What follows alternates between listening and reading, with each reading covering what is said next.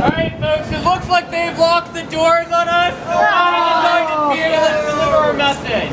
Right, so we're going to have to go out there and yell as hard as we can to say that they need to cut funding from other sources and save our social networks and programs. That's right. Jobs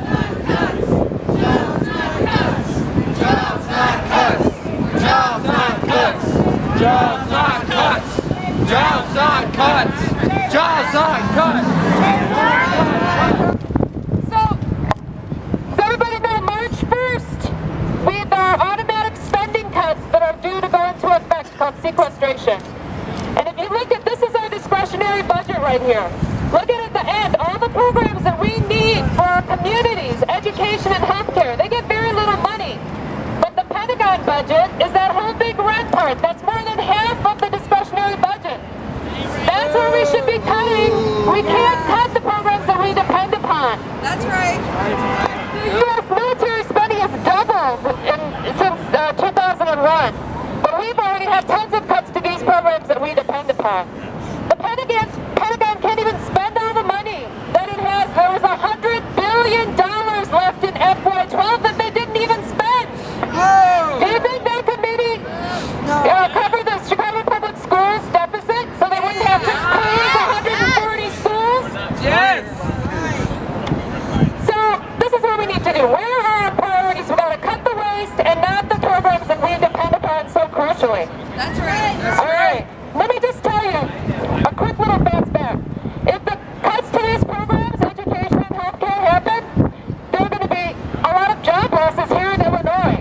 We don't need no sequestration. We don't need no debt control. No more cuts in social programs. Hey, Congress, leave our kids alone.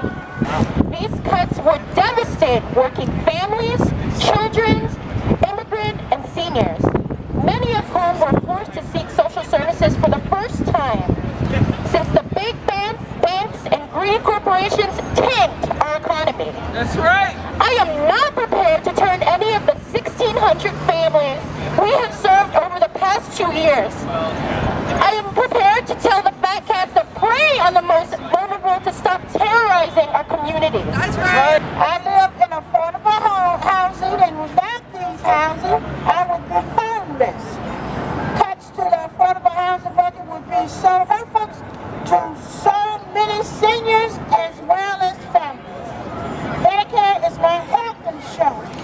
As an older person, I never know when the emergency will be occurring. I have current medical issues. I have like diabetes and hypertension.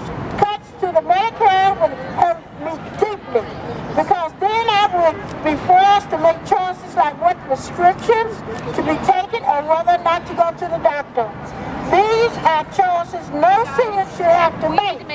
And so here today, I'm glad that we can finally discuss the connection between military empire and spending billions and trillions of dollars overseas, and economic strife, failing schools shutting down, people losing their jobs, people losing health care, people losing their homes. And at the same time, we continue to send thousands of troops overseas. We need to ask serious questions and make those connections, and I'm glad to do that with you folks today. So thank you.